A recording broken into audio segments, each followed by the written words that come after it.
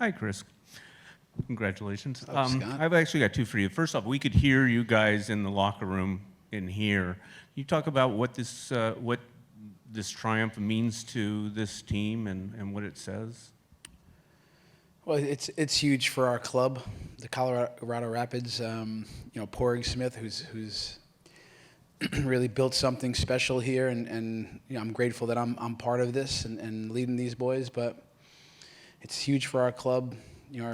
Our supporters at a watch party back home. I just saw some video, the NVR bar, going crazy. So for our fans, for our club, the people who work hard to make it possible on the inside. And I was a player once, a long time ago, and it's rare. I think it's rare that you get to be part of groups that are really team first, all about the team, that run for each other, suffer together. They win together, they lose together, but they are together. And I try to remind them that is rare, and you got to keep fighting for it and live time appreciate it. So, yeah, what you heard is joy, pure joy, that only football and sport can do for you. But yeah, we want to keep this ride going. America had a lot of the ball. They had a lot of the territory, spent a lot of time around and in your box. Can you talk about the way you guys defended today? Yeah, look, we knew we would have to suffer without the ball. And we knew that we could actually use the ball ourselves. They're really not a high-pressing team. They would let us have the ball. And you could even hear it in the first half. We're moving the ball, 20, 30 passes. We could have done more of that. That's a talented roster, right, that we're playing against. One of the best teams historically in Mexico, and we knew we would have to suffer. So we had a game plan that tried to limit their sixes on the ball, right? Dos Santos, we knew this. Fidalgo, we knew that this would be difficult. So we tried to take away those spaces. We changed our structure defensively in a more of a 4-1-4-1, which would also, they have wingers that are very, very dangerous. Brian Rodriguez, we know this. So the 4-1-4-1 would also help in the wide areas with the wingers. So we had a different type of press, and I think we only gave up 4 shots on goal in 90 minutes against that team. So again, we beat a really good team. We had to be at our best, and if we were a little bit sharper in transition, we might have nicked one there. But proud of the boys. Hipólito. Hi, Coach. 2 questions. First, you are in semifinals and beating 3 Mexican teams in a row, right? And as you said, once you were a player, and actually you started the MLS in Los Angeles, which is no extent for you, this city. What that represents for you? Listen, I played many games against the Mexican national team when I was a player, and many times against Cuauhtemoc Blanco. He was my teammate then in Chicago. And I think one of the reasons we did okay in those games, we had so much respect for the Mexican players, for the Mexican coaches, the culture of football.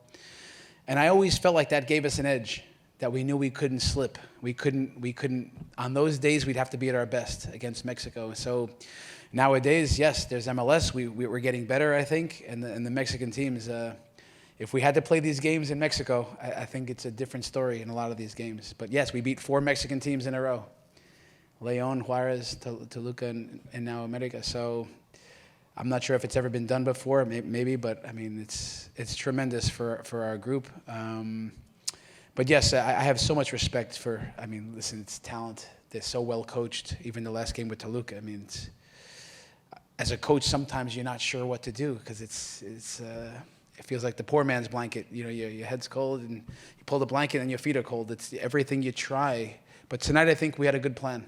And I'm glad the boys brought it to life. We're going to go with Michael. Hi, Chris. Good evening. What do you think about Zach Steffen's performance, and what is your opinion about your next team, next opponent, LAFC, in the semifinals? Thank you. Yeah. Look, first, we're excited that we're moving on in the tournament and have another game. We earned another match, LAFC. in their building. Another difficult game, but we'll get ready for that.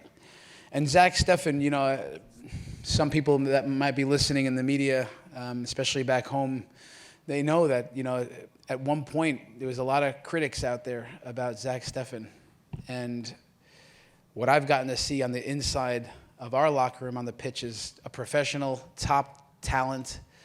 He's a real man on the pitch. He's a leader, leads by example. He's everything we want the Colorado Rapids to be about. Quality, aggressive, you know, humble, very humble person. So, yeah, look, he's been there all year for us. And now on a big stage, he gets to show his quality. A couple of really big saves, crosses, just showing up on the night. Really good distribution into the wide areas. And then, of course, in the penalties, he guessed right on a lot of them. You know, and one unfortunate comes to post and hits him, but he's been so important for us. I said initially the biggest offseason signing for us, you know, and him and Mihalovic, these guys. So, yeah, another day in the office for Zach Steffen, let me tell you. He's been great for us. And then he scores, you know, down the middle, so tremendous.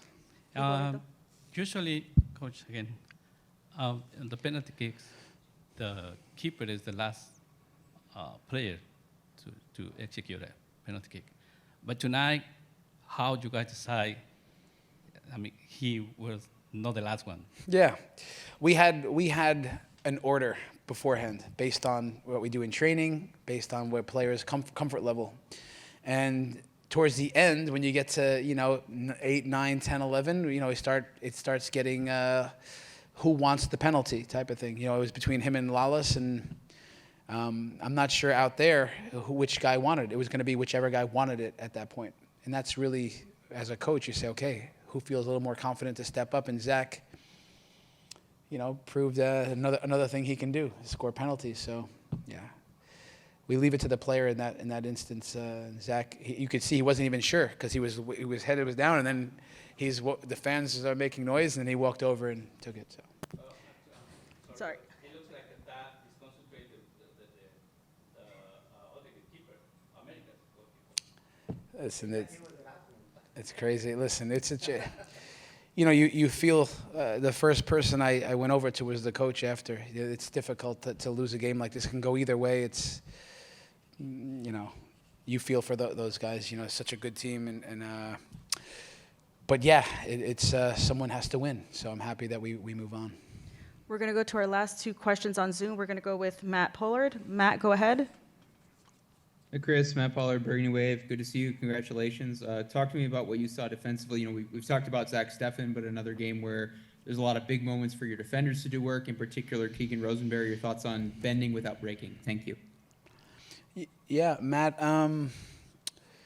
it was going to be that effort where we would have to take pressure, and what we work on a lot in training is defending in a low block. We want to be a high-pressing team and defend out of the mid-block. We don't want to spend time in the low block. However, in these games against teams like Club America, like, they're so good in possession. They can move you around. They're very patient. They're the number one possession team in Mexico, if I'm not mistaken. So we have to be comfortable being uncomfortable. And the way we do that is we have principles of play in the defensive third. So there's clarity. So in these emergency situations, guys know their roles. And of course, there's moments they have to trust instinct, but we try to remove that a lot of times and just create clarity, what each player has to do. So yes, Keegan Rosenberry makes a lot of big plays. The fullbacks were making plays. But if we're honest, it's Rafa Navajo, Georgi Mihalovic. Everyone was in on it. So this is what it was going to take, a team effort, and then Zach Steffen being the last line of defense. And the last question's for Braden Nurse. Go ahead, Braden. Hey, Chris, thanks for the time. Congrats on the win. Kind of a similar question. You know, multiple guys in the past week have talked about being able to suffer and still come out of these games on top. I'm curious, where did that mentality kind of originate, and how great has it been for the team to seriously embody that during Leagues Cup?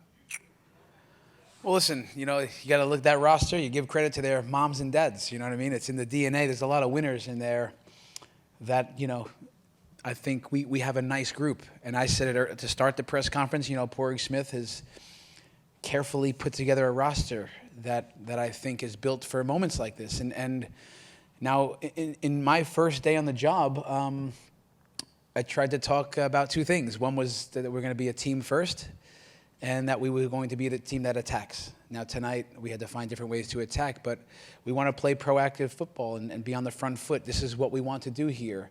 And then every day, it's about an environment that allows these players to play free and with courage and to not be scared of these moments. And playing a game in LA against America with all their fans. This is what, for me, it's if I can help build these guys up, this is the role of a coach. So, and then to see players step up in penalties, you know, I know how they're feeling.